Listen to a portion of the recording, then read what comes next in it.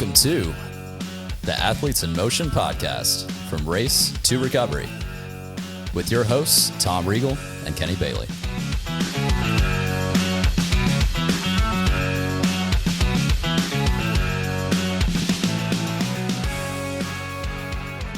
Hey, Tom, how are you? I'm fantastic, Kenny. How are you? I am fantastic. The reason why is we have Dr. Abby Daunis on the phone. I said it right. Yay. All right. Welcome, she's a Abby. PT, owner and founder of Peak Tempo. Welcome to the program. Thank you. I'm happy to be here. So, Abby, you were telling us right before we went on that you specialize in running, triathlon, sort of sports injuries and kind of stuff like that. Do you want to give us a little background on what that means? Yeah, I enjoy and specialize in treating runners and triathletes, mostly because I've been a distance runner and a triathlete for the past 15 years now. And so I love the sports. I know a lot about them. And those are the patients that I love to treat. I love to talk shop when we're, in a treatment session. I right now have a mobile PT business. So I go to people's homes or offices or gyms to meet them in the Nashville or Brentwood or Franklin area. Cool. Yeah. Do you have a race that you're currently getting ready for this year for yourself, or is it just you live vicariously through everybody else? Oh, no. Yeah. I just did the Nashville Women's Triathlon on Sunday. How'd you do? I did great. Congratulations. Thank you. I got fourth in my age group, so not Look at you. bad. Yeah. And that was my first postpartum race. I have a 7-month-old, so that was exciting. Nice. And then I'm going to do Music City in 2 weeks. Nice. Also. Cool. Yeah. Sprint or Olympic distance? Sprint for now. Okay. Cool. Yeah. Well, thank you for showing up. The reason why we have you on the show is we have a series that Tom and I are doing called the Triathlete's Journey. And we're following 3 athletes that have never done a triathlon before or haven't done the distance that they have. We have Sarah, who actually just did the women's over the weekend. She's going to be also doing the same race you're doing in Nashville. For our sprint distance, we have a half Ironman, and then we have our full Ironman person, Elizabeth, who's getting geared up for Ironman California in October. As we start talking to these folks, we're finding that as the volume goes up, there is now, I think Elizabeth is dealing with a knee issue from overtraining. So we wanted to talk to you a little bit about just across the board, what is overtraining? I know it's kind of obvious in the name, but what does that really mean? And what should people look out for? Those kind of things. So why don't we start at the beginning and just, when you hear overuse training injuries, what from your perspective, what does that really mean? Yeah, so an overuse injury is, like you said, it's pretty much defined in the name. It's an injury to a muscle or tendon or bone that's caused by a repetitive stress syndrome. So, repetitive swimming, cycling, or running, especially if you're new to these sports or if you're ramping up your mileage or time spent doing those things, you're going to be more prone to have an overuse injury. As opposed to, like a traumatic injury would be, say, you have a bike crash and you break your collarbone. So that would be a traumatic injury. Overuse injury more occurs over time from a repetitive stress. So, yeah, with triathletes and runners, we have all kinds of different kinds. So you let me know which kind. So what would you see? So how would someone know if they were getting an overuse injury as opposed to something else, right? They didn't crack their knee on something, but all of a sudden they're getting some little pains or what types of pains would show up if you were to have like a leg or a knee well, let's step back 1 second. What are the types of overuse injuries that triathletes are most common? For triathletes or runners, let's say that, or cyclists. So let's start with swimming.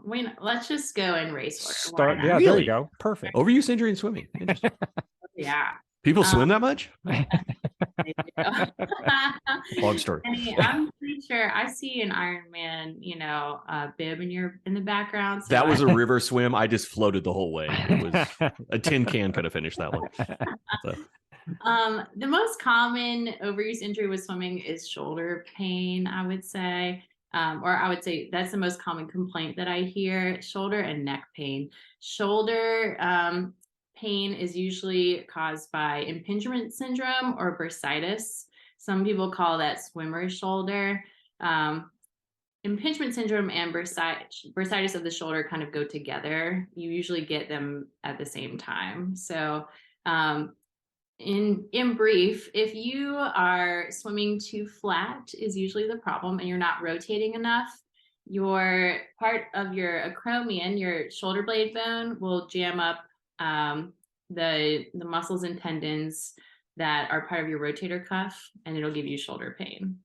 I'm trying to not get too technical here. Sometimes if I use like strange words, you can, be like, no, that's perfect. If we glaze over, then like you'd be like, well, yeah, and that's exactly why we try to get athletes to roll their hips. We call it dip the hips, and then you get the high arm throw, which is better rotation. It's more proper rotation for what your shoulder is supposed to do, as opposed to trying to fight it by pulling it forward on a flat plane, as you were saying. Exactly. So, yeah. And I can talk to people over the phone. Like if I'm doing a telehealth visit, and I'll almost know immediately that they're swimming probably too flat. So it's an easy fix. Now, of course, if your shoulder is really inflamed and you're like way down the path of injury, then there's some PT exercises we can do and some other interventions like dry needling and taping and some manual therapy that will help you overcome that. Yeah, I think it's crucial for people to understand that these injuries don't happen overnight. Even if the pain starts happening today, it didn't start happening really till like a couple weeks ago, right? So it's not going to go away instantaneously. So you have to actually make some adjustments for it. So when you do start to feel something, you need to address it right away and not go, it's a little twinge, I'll be okay. And 6 weeks later, it's a big twinge, and all of a sudden you're taking time off. So yeah, I don't like this episode so far. You mean you can't just power through the pain? Come on now. You can. You can. And you wind up like me. You can spend 2 weeks not running because you thought you can power through the pain. So the neck issue would be from what? Bad posture. When all of these come from bad posture, right? In whatever form it is. Pretty much, yeah. Like it's usually coming down to a breakdown in form. So if the neck pain is usually you have some muscle imbalance, so you'll be tight maybe on one upper trap and not the other. Or if you're a unilateral breather, those people tend to have some neck pain. And I, in the past have tried to coach people to learn how to bilateral breathe, especially if you're going to do open water swimming. It's always better to know how to be a bilateral breather.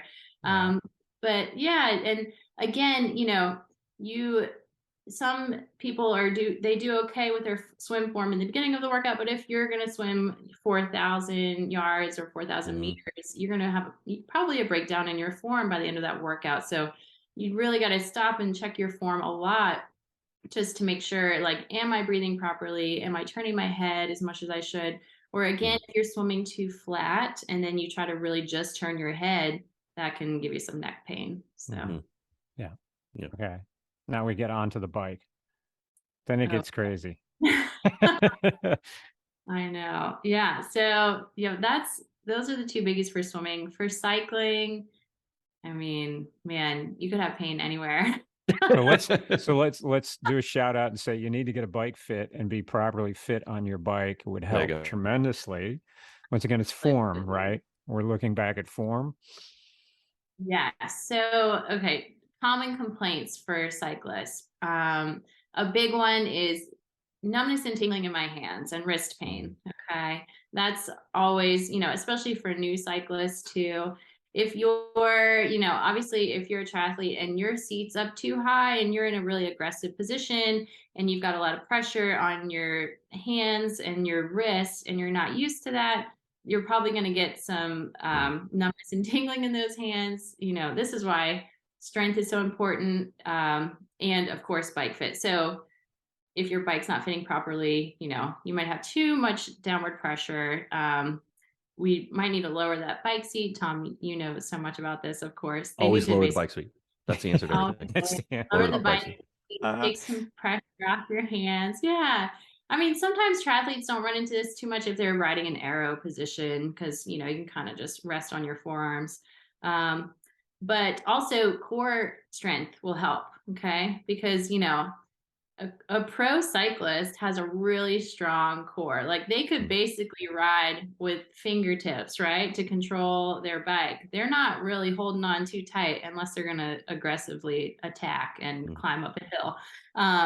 But yeah, core strength is super important there. But of course, bike fit. And a lot of these things that I'm going to talk about can be fixed with bike fit and then, of course, proper training. So. Yeah, to put it in perspective too, I was just doing some math. I mean, if you're doing your standard like 90 RPM rotation on a bike in 1 hour, you rotated 5,400 times.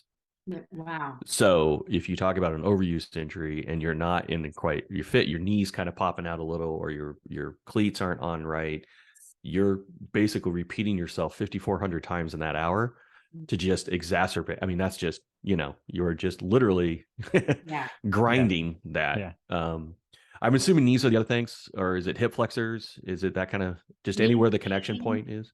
Yeah. Knee pain is a big one. Back pain. I made a list of all the things. And I mean, cycling, I could just go through the whole body, honestly, but knee pain, back pain, neck pain, hip flexors. This happens to a lot of new triathletes that get a tri bike, or if they get into aero position, they just tell me their hips are really jammed up. It's because now you're folded, your body's folded down even further. So especially for men, I find that they have a hard time adjusting to that position because they're a little less flexible in the hips. So you'll see sometimes if now you guys, when you go ride, if you look at cyclists in front of you and their knees are flaring out, they probably need some mobility work to get those hips, working to get their knees in. Okay. That's usually kind of tight hips. Go ahead. Yeah, I have to ask you because I was on a racing team with my PT back in California, and I hated it when he rode behind me. Do you, because of your profession, if you go on a group ride, does it just like your brain just internally freak out when you see people like they got a knee out, or their bike placement's wrong? I mean, Tom, you asked the same question. It's like, oh my God, how are you actually functioning? Does that go through your head, and does it take everything in you not to like, hey, you may want to consider, because you don't want to be that person. Here's my right? card. I mean, exactly. You're going to need me in 6 weeks. Do you see that? Oh yeah. I mean, it's inevitable. So, I watch people walk all the time, and I'm like, I'll just watch them walk down the street and I'll try to figure out what's wrong with them. I'm like, it's either their hip or their knee. Yeah. I mean, it's kind of fun, in my head. I'm like, oh, I wonder if they have tight hips, or if they're having knee pain or back pain. So I do that for everything. I can't help it. Especially with runners. I mean, I'm really watching them and I'm like, oh boy, I have to try hard to keep my mouth shut. So. Yeah. Well, it seems like swimming, for example, swimming is,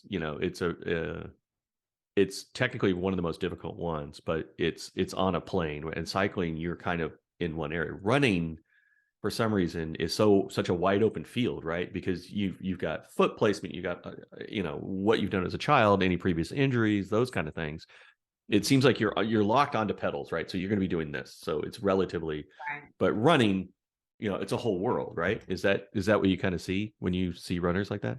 Oh yeah. I mean, running. So all three of these disciplines are so complex, right? Like we've got a lot of things that have to happen like in unison for them to really work and for us to not have pain when we do them.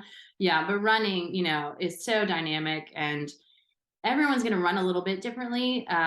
So it's not always like, oh, we have to get someone to like this perfect ideal form that I have in my head. I have to kind of see where they're at. And exactly like you said, Kenny, like what is their background, their running background? How long have they been running? Were they a sprinter in high school?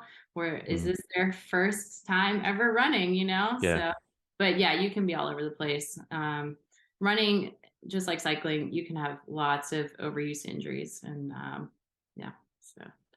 So one of the things, like, and the knee is particularly funky for me when it comes to to give you an example. I was cycling a ton. I thought for sure I was tearing my knee up, ended up being my IT band. Or if you have runner's knee, it almost may present itself as a torn meniscus. And then, I had a little pop on my knee, ended up being a torn meniscus when I didn't think it was anything. Right. So, let's just talk about the knee, for example, like runner's knee, or let's focus on runner's knee. How does it present itself, and at what point, what should you do sort of in the interim to kind of, rest it and all that sort of stuff? And then at what point should you start seeking a professional? Good question. So this will be a little bit different for everyone, but if you feel pain when you're running, let's say you're, running 5 miles, and you start to have pain in the middle of your run, you have to kind of decide, like, how bad is it? Do I need to stop? Is it debilitating, or can I keep going? Okay. Yeah. So I usually tell people, if it's less than a 3 out of 10, you can probably keep going. Okay. On the pain scale, 10 is take me to the ER, 0 is no pain. Okay. And then if your knee's still bothering you after your run, you probably need to address it. Okay. That's your body saying, I did something funky, so start putting ice on it and stretching and rolling your legs, all the things that you know that you should do after most runs anyway. Everybody does. Yeah. Yeah. Rolling, stretching. Right. Exactly. Yeah. Don't hide away. What's a roller? What is that? Don't make me go walk downstairs and get mine. But yeah, so when so I usually tell people, okay, kind of assess it after your run. Is the pain sticking around now to other activities, going up and down stairs, walking around? If so, take a few days off of running. Okay. Maybe take 2 days off and then try again. All right. And then if that pain's coming back, usually the worse the overuse injury, the sooner in your workout it will appear. Okay. Like if you've got really bad plantar fasciitis and you go to run, it's going to start talking to you first few steps, and then it'll just get worse and worse and worse. All right. Yeah. That's when you really need to shut it down and either cross train or call a PT and say, hey, I need some help. Can you look at this? And then we can kind of guide you in the next best steps. So, when do you want them to see you? I guess, is it at the pain threshold? Like you said, is it, it's a 4, it's a 5, or it prevented me from running. Yeah, I've rested. It doesn't seem to be going away. That's when they call you. Is that when you want to see them? The sooner, the better. Like, really. Yeah. So before it gets to a point of acute pain, you want to address it, right? Yeah. So if you're getting some little spots that pop up in your run or something like that, you need to start addressing it at that point. Yeah. If it starts, certainly if it's shooting pain, you need to jump on it right away. I think plantar fasciitis, if you step out of bed and you can't walk, then you're probably way past when you should have dealt with it. You should have. And you shouldn't get to that point. So I think that's the key takeaway for everybody, is that pay attention to what your body's kind of telling you, but then you have to avoid the overreaction side of it. Is like, oh my God, that hurts. Yeah. What is that? Oh my God. What, and I know some people that will do that where it's just kind of like, well, that doesn't feel right. It was like, well, there was a little twinge that popped up because whatever, you shifted your weight a little bit, but it's no big deal. So you keep running and yeah, it's fine. And it's nothing that's happening. But if you do get some twinges, some things that start to happen up mid-run, and I think that's what your cue to say, hey, maybe call you, or maybe call a professional to say, hey, I'm starting to have some issues. What can I do to address that? Yes, absolutely. Yeah. Yes, the short answer is the sooner the better. I mean, if you start to feel it. So, as you increase mileage, let's say like today I'm going for my first ever 10-mile run, you might feel some changes in mile 9 and 10 and be like, oh gosh, my knee got a little twingy. You can wait a day and see if that got better. But if you go on your next run and your knee is hurting, then time to call me. So, or someone to say like, hey, what's going on? Can you check this out? Do I need, can you guide me in what to do? Yeah. I think if you're over 50, you're at a 3 out of 10 every day of the constantly. Week. Yeah. That's just being, you wake up. How are you feeling? 3. You get about a 3. Yeah. 3. If it gets to a 5, then I start to wake up. It's sort of like, if you're in California, if it's a 5.0 earthquake, then you start to take notice. Everything below that, whatever. It's just, that's every day. We call that Tuesday. Just so there's a Advil, good or not? I mean, do you recommend like trying to do and kind of reduce the swelling kind of stuff? Do people over rely on that kind of thing? Do they over medicate? Does the like icy hot work? Do those kind of things, are those effective? So if you have to pop like Aleve or Advil before you go run, then you need to get medical attention. Oh. You need to see a PT to try to figure out what right. You're writing this down. Yeah. When people have an overuse injury or if they have acute pain, I always tell them, so step one is pain control. Okay. When they Okay. come to me, I'm like, let's get the pain under control. So take the NSAIDs, the Advil, you leave the over-the-counter stuff if you can. Okay. If it doesn't interact with any other medication you're on. Ice, the topical anti-inflammatories, Icy Hot or Tiger Balm or any of that stuff, the Voltaren cream, I tell them to do all of that because, again, step one, control pain and inflammation. Then step two, we'll start doing some exercises to see how can we strengthen what needs to be strengthened, how can we stretch what needs to be stretched, and things like that. But you don't want to like start your run or ride on so. Okay. So if I pop 3 Advil, sprayed Icy Hot on my leg and then go for a run, that's probably hiding the pain is what you're trying to say? Yeah, exactly. So cortisone shots probably out of the question too. So anyway, and if you get there and you need it, but we'll try some conservative PT treatment. So let's talk about some kind of preventive stuff. So this is, we kind of, we did the oops. So you got the proper bike fit. You feel like your run form is kind of on point, but you are ramping. And to Tom's point, people like us, we're in our 50s. So, things just tighten up. What do you recommend for folks to try to help sort of reduce that? I know we talked a little bit about sort of probably rolling and exercise and stuff, but specifically what would you tell people, like if you're doing a seminar and say, hey, to prevent overuse injuries, here's the top 3 things you should be doing. Totally. Well, there's plenty of things you can do. And I just want to add real quick, or maybe we can go back to this, but for running, the most common overuse injuries I see are going to be leg things. Okay. Leg and foot injuries. So Achilles tendonitis, plantar fasciitis, calf strains. Okay. And sometimes shin splints. I haven't seen shin splints in a while, which is interesting, but those are really the most common. What causes shin splints? Because that used to be like an everyday occurrence for a lot of people. Yeah.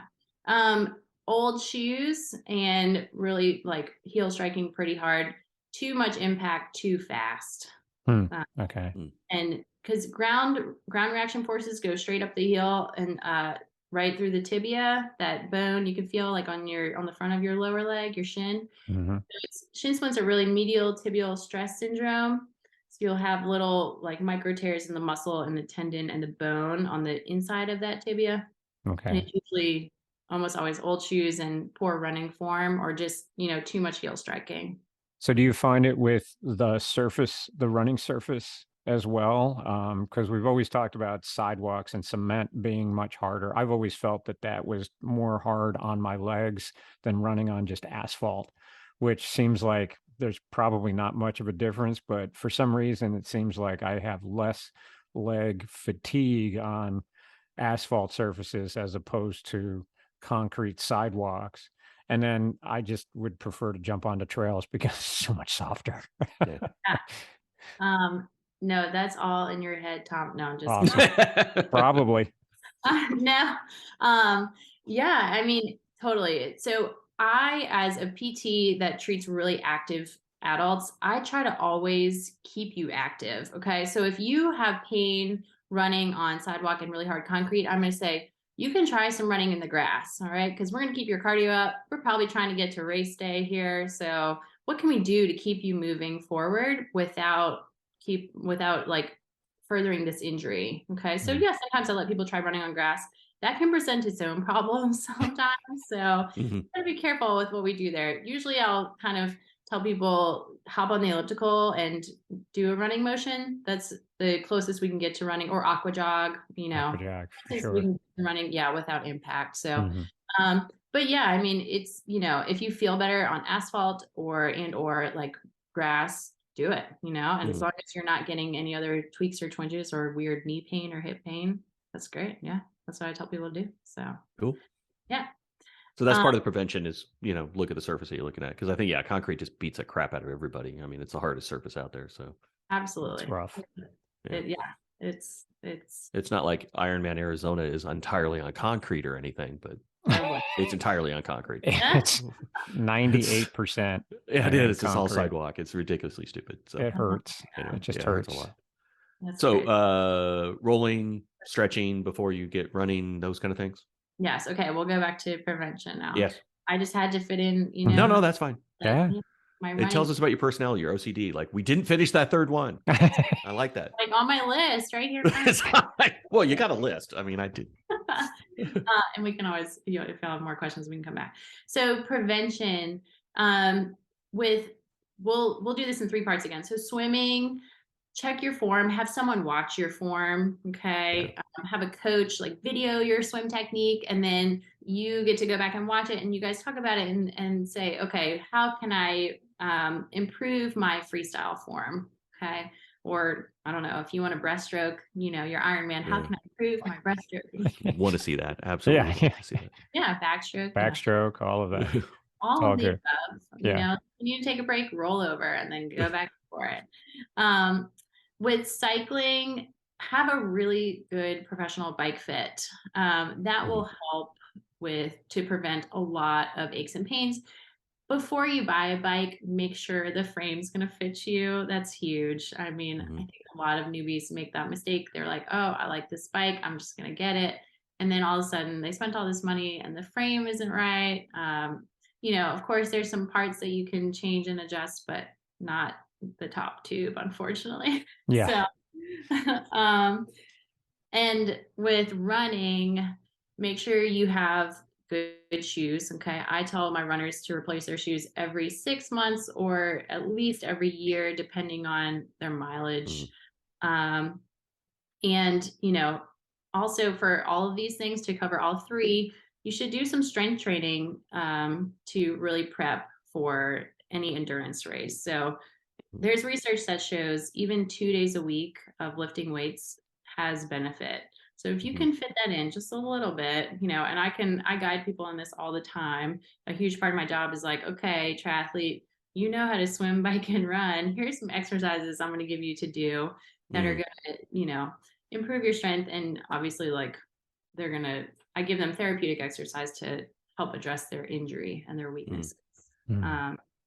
So strength training is huge, bike fit, form, running form, have someone, I love to film people running and help them adjust their form. That can help prevent injury too. Usually I'm doing that after people are having pain. So we kind of have to scale back and then learn how to run in a better way.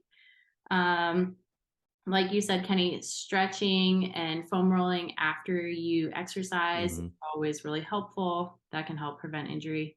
And there was another one that was in the forefront of my mind that just disappeared, but not on the list. It's not on the list. So you brought up an interesting question. By the way, it's interesting as a person on the other side, right? Because you're a coach, you're a PT. I'm just a dude trying to get stuff done, right? But what's interesting is you think you're self-aware of how good or not good you're doing, right? And like, I know Tom's like, you're crossing over the plane on your swim. I'm like, no, I'm not. He's like, no, you are. I said, no, my hand's out. And then he shows me the film. I'm like, because it doesn't feel like I'm doing that. Or running, you look at your run form, you're like, oh my God, I look like a bear trying to chase a rabbit. I'm just, not this nice, that kind of thing. So I think the self-awareness sometimes is having somebody film you is always really good. For some reason, you brought up this weird question that's in my head because I see a lot of like videos and professionals about having different types of running shoes. Like, oh, if you're going to be doing track running, you should do these. Or if I use these shoes if I do distance running, those kind of things. I've got an incredibly sensitive calf for some reason. I just overload my calf every year. It's kind of a problem. So, it's Hoka or Hoka or Hoka for me. For normal people that don't have calf issues, is using like a different running shoe. I hear it's helpful. I hear it's not helpful. That a lighter shoe for a faster race is kind of cool, but I use a more bigger shoe if I'm doing distance. Is that something is that a myth, or is that true? Can normal humans actually use different shoes? Is that a thing? They can, yes. Wow. Really? Yeah. So again, there are so many recommendations on shoes out there. I would say sometimes I do recommend that people have different shoes and they kind of change them up during the week. So But again, like you just said, Kenny, for you, Hokas are the only ones that work. So stick with Stick with what the works. Hokas. Yeah. Don't change it if it ain't broke, Yeah. So, but I had a friend who she would run her long runs, in Brooks, and then that was on the weekends, and then maybe during the week, the shorter runs she was running in, we'll say like Mizuno or Asics, and that worked for her. So, yeah, I'd say if you can do it, or just even if you have two different pairs of one brand shoe, your shoes will just last longer. They won't wear out. You'll see a lot of recommendations from like specific running coaches. They'll say, wear this shoe Exactly. for your shorter runs and your tempo workouts, and this shoe for your longer runs. So, but again, that's on a patient by patient basis. It really, you got to look at the whole picture. How new are they to running? What's their budget like? Can they afford to have multiple pairs of shoes? So. I think that's huge, because that's part of the frustration of running is experimenting with shoes to find the ones that work. And then the next year they come out with new, improved, or the same model that worked for you for the last 4 years that now all of a sudden feels funky and doesn't work. And you're dropping 150 plus bucks per set of shoes. It's super frustrating. And I'm one that goes through multiple shoes. I have 3 or 4 different shoe types for different runs that I like to mix, from Saucony to Hoka, and then Ultras, and then my trail shoes are a different animal altogether. But I end up dropping, $600-700 when I buy my shoes. And then, they last longer, but I'm still dropping, several $100s all at once just to have shoes. And once the mileage kicks up, then I'm having to get another set, because, you can blow through the mileage on some of these shoes so quickly. It's just not even, it's not even funny. I mean, it's just terrible. So I think you have to look at that. You have to look at what's your budget and how much experimentation are you willing to do, and hit and miss. Like, there's a couple pairs of shoes I got, and I was like, these are not going to work at all. I can't return them. I can't do anything to them. So maybe I wear them to do the lawn or, yard work or something, but that's, $150. I mean, that's crazy. Right. Yeah. So some stores, like I know Fleet Feet will let you, buy, I'm pretty sure.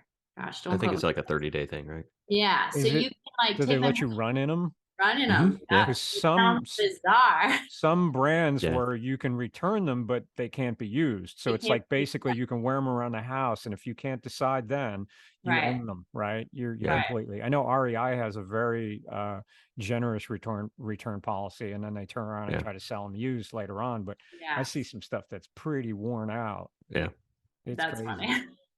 I mean, and you can replace. We won't talk about other stores that I've been to that said the second it goes off of this carpet, it's yours, and you're like, are you kidding me? Yeah, right. Exactly. So you got to find a good running store where you can go run and then return them if needed. So and support your local running store, please. Absolutely. Right. So, and they usually have some really good people in there that can help you figure out the right shoe. Right. Yeah. Some of the stores have technology that, look at your foot, scan your foot, see what it is, and they can at least point you in the right direction to try some shoes. I like the ones that have have like a treadmill there that you can actually run on the treadmill while you're there. I used to pop into one store locally for me, and I would go in and I would give them 3 or 4 pairs that I want. They'd pull them out for me. I'd just leave me alone, because I know what I'm doing. I'd put them on, get on the treadmill, go, nope. Absolutely. Nope. Nope. Okay. These are the ones. I'll take these. Okay. Give me 4 pair. I'll take them. Right. There you go. So, back to the overuse thing. I'm sorry I kind of diverged on that, but I was just so jealous that people would buy shoes. As a person that deals with I've dealt with overuse injury, and I hate it that I have to do that. The hard part by far and away is, so I got to figure out the mechanics of my form's not right. Right. Okay. So that's corrective. I got to rest it because, I screwed up. The toughest part, and probably the biggest art form, is trying to figure out what that timeline is between, okay, I've given enough rest and now I can go back. That to me has been probably the biggest frustration, because my calf I got the tendinosis in my calf. I'm trying to rest it. It feels fine today. It feels great. I've been doing strength exercises. I've been trying to keep it stretched and limber. it's that, okay. And back to Tom's point, is it a 3 because I'm starting to exacerbate it again? Or is it a 3 because, it's been a while since I've been on it? That to me has by far been the most frustrating thing, because it feels like a 3, and then you don't want to get so far out on your run, it turns into a 7, and then you're limping back to the car. So that to me is the struggle. How do you get people to start? What's that process for you, or how do you recommend that people to kind of go? There's no hard number, right? It's not 2 weeks and you're good. It's this weird sort of feathering. How does that look? I'm sorry, you can sell frustration in my voice too, but just how does How do I get this? How do I get back? Right. Right. I know. No, it's hard. So I'll never forget, as a PT student, my professor, she said, PT is not black and white. It's very gray. And we all hated that. We were like, well, that's the worst answer. None of us wanted to hear that. A bunch of type A people in PT school. So, and it really is, it's very gray. It, number one, depends on your injury. Okay. So for your calf, for example, I would start asking, when do you feel it? Do you only feel it when you run? Do you feel it when you walk? And then I put you through a bunch of heel raises. Like, can you do double leg, single leg, and things like that? Can you do them with a bent knee, with a straight knee, and kind of tease out what the problem is? But it's hard. It's always a trial and error of when can my athlete go back to running. So usually what I'll do is, get you to a certain point where once my hands are on that tissue and I'm like, okay, Kenny, your calf feels pretty good under my fingers. Let's try some heel raises. Okay, those feel good. Good. Let's try some jumping. Can you handle that? Great. Okay, now go run 5 minutes. And then you might come back and say, I didn't like that. And I'll say, okay, we got to shut it down again, but it is hard. And that is probably like one of the hardest parts of treating runners. Oh, absolutely. So, yeah. And again, it just depends on your injury and the person. I have a lot of people who, again, I try to keep everyone moving, right? So if you're like, my calf hurts when I run, then I'm going to say, go aqua jog or get on the elliptical for however amount of time you're supposed to be running. You're going to do that now. Okay. Sometimes this is what I say, depending on how close we are to race day, because I'm trying to keep their cardio up in a non-painful way. Okay. And that's the closest things that I can mimic running to without having them pound outside. But again, it's helpful to have someone watch you run, and maybe I can say, Kenny, it's your hip that's making your calf hurt, Now, when you have a calf injury, or let's say Achilles tendonitis or something like that, usually that spot is weak. Okay. So this is also the fine little line we have to walk, is we have to start strengthening that tissue that is hurting. That is very hard. Okay. Exactly.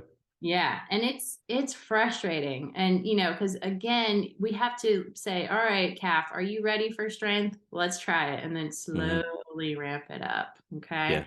Until we can get it strong and that tissue can say, I'm good.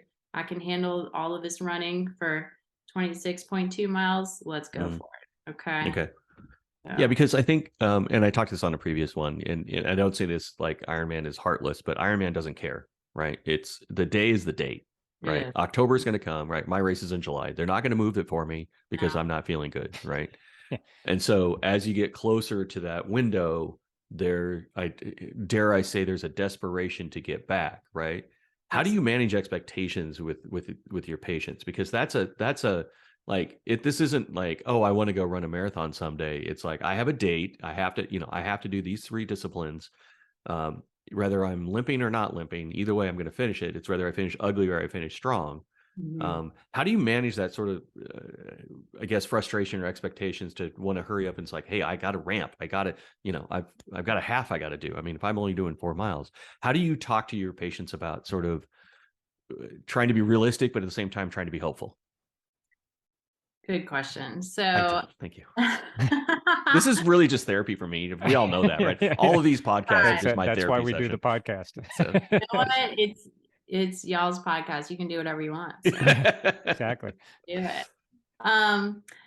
So I always look at how many weeks do we have? Okay. Mhm. So let's start with, how many weeks till race day? And Mhm. then I see, all right, Kenny, how far can you run right now? Like how many Yeah. miles without pain? Okay. And then I start looking at, is this realistic? Or do we have to change to a walk run? Mhm. Or are we gonna walk the whole thing? But I have to have this conversation with the patient. Like, what do you want? Mhm. You know, because you're in control. So do you want to defer if you can't run an 8-minute mile for that whole half marathon, or do you want to do it at all? Okay. Mhm. Some of them yes, some of them no. Okay. Mhm. So some people are like, no, absolutely not. And I'm like, okay, let's look for a different race then. And then we kind of Yeah. like set our sights on something further out or next year, hopefully just months away, not next Yeah. year. Yeah. So, yeah. And then some of them are okay with wiggling, like, no, I just want to walk run, or I'll walk the second half. I don't really care. I'll walk the second half of the half marathon. So Mhm. it depends on our timeline, the patient's personality, like what are they going for here? Mhm. A lot of first timers are like, I just want to finish, so I don't really Yeah. care. I'm like, okay, well, and then I have to be realistic with them too. This is probably the hardest part of my job, when I have to tell someone like, I do not recommend that you do this because Yeah. you'll probably further injure yourself. I hate giving Mhm. people bad news. It's Mhm. terrible. Yeah. Yeah. So, you know, um, but yeah, it's just being really open and honest with them. I always try to push it as much as I can to get them to race day. If that's what they Mhm. want, I'm like, if you want to get there, I'm going to do everything I can to get you there. Yeah. Okay. So But I think that's what I like about what you just said, though. There's stuff you don't like. There's shades of gray, right? Which is, okay, you may not be doing a PR on your run, but what if we do a 3-2? We're going to run for 3, walk for 2, because that seems like what you can do. That seems to right, be your ability. Are you okay with that? Right? You right. just set those expectations. Like, okay, because I knew last year, for example, my calf was so bad that I whatever the run's going to be, I'm probably going to walk half of it, which I did, right? Mm. And but the good news is, I'm doing it in a nature preserve, and I'm staring at deer, and it was a beautiful 82-degree sunny day in Oregon. I mean, it's hard to be mad, when you're looking around Right. going, let's just reset expectations, right? So I Yeah. finished ugly, but I finished. But I think setting that expectation, to your point, and making sure, saying, look, it's going to be like this. Are you okay with that? Mhm. Um, Right. the other thing that some athletes do, and I'm not going to name names, will, like, I don't really care if it's a 9. I'm just going to blow it up and then worry about it after the race is over.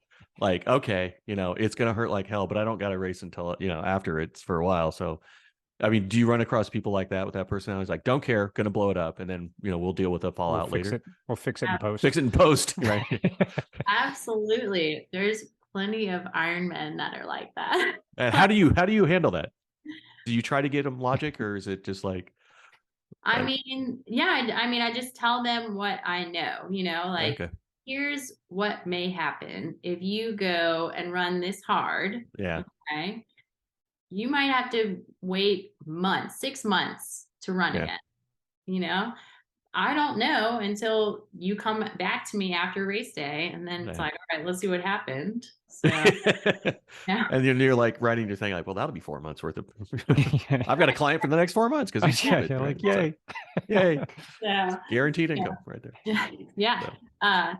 No, but Yeah, it's really tough, right? Because as a racer, you're spending a lot of money for these Ironmans, right? I just, I booked a trip to Oregon, and it's just like, it's ridiculously expensive between getting my bike there, getting myself there, I know. rental cars, all that sort of stuff. And then, it doesn't come around until next year. So postponing it feels almost like a no-op, right? So Right. then it becomes, Or they cancel the race, decide not yeah, to host it there anymore, right? They Oh, they, yeah, God. they give Yeah. up the license and disappear, Right. right? Like anyone yeah, who wanted to do Alaska Man and got excited, yeah, they had the first year and then they decided never to do it again. So yeah, how many races are they doing that with, right? So it's like, is it going to be around next year?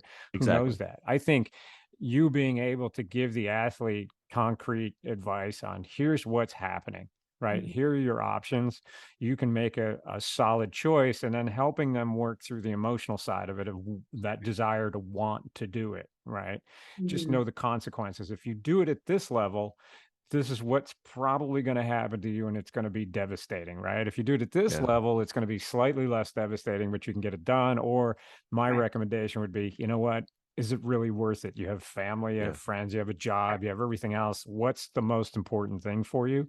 I think trying to get through those decisions and that thought process in a quick amount of time, for them to make that decision is just like, that's the toughest part I can imagine. And you're giving them, the best advice you can, the best knowledge to make that decision. Some people can't make good decisions. They just make poor decisions. That's well, and you're too close to the fine. sun, right? You're Icarus on this one, right? Yep. Because you're in the middle of the whole thing.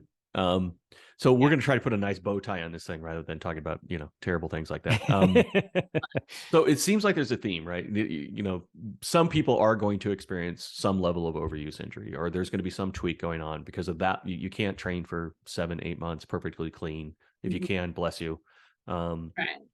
It sounds like what, to kind of recap it, if you see something that's greater than a 3, if you see something that's persistent, stop, take a pause, go either see if it goes away. If it doesn't, go seek some help, either through a PT who can then figure out whether or not you need to look at form issues or strengthening issues or other issues. But if you sort of ignore it, it doesn't get better. Is that a safe thing to say? Yes, almost always. If you ignore it, it doesn't usually just disappear. And I will add, this was my other thought that came back to me from earlier. People, when they're training for an endurance event, they go too hard, too fast. That will injure you. So if you do not have, a pretty clear-cut training plan, and that's going to vary depending on your, athletic ability and how many years you've been doing this, but you need to slowly ramp up your mileage in any event, swimming, cycling, or running. That is really how you prevent injury. You have to get your muscles, your tendons, your bones, your whole body adapted to what you're asking of it. So slow ramping up. Yes. But yes, and like we said earlier, the sooner the better to seek out like medical help. Okay.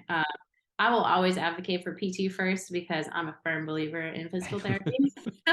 So, and in the state of Tennessee, a lot of people don't know this. You don't need a doctor's referral to go to a PT. You can just go first. And then what we have to do is we do have to communicate with your physician and say, here's what we're doing. And then they sign off on it. They say, cool, go ahead. And so you can have a referral if you go to your doctor and then you come see us.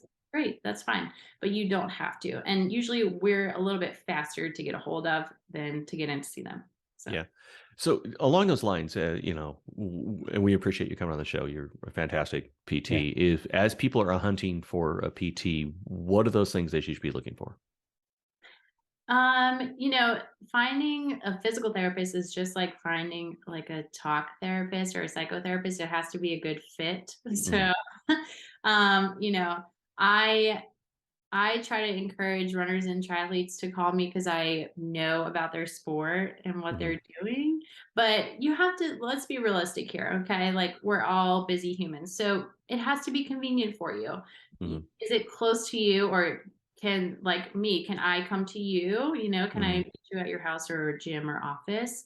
Are they easy to get to? Do they have availability? And do you jive with them? You can. So usually you have to try it once, and then if you're like, oh, they just weren't a good fit for me, then you can break up, move on. It's okay, But I mean, to your point, try to look for PTs that are working with other athletes similar to what you're doing. If they do geriatric, that's great. I mean, PTs are needed for that, but they may not be the best for you because you're dealing with a unique kind of thing. Correct. Yeah. You need somebody that's more empathetic, that these races aren't just like, oh, it's a race, who cares? Like, no.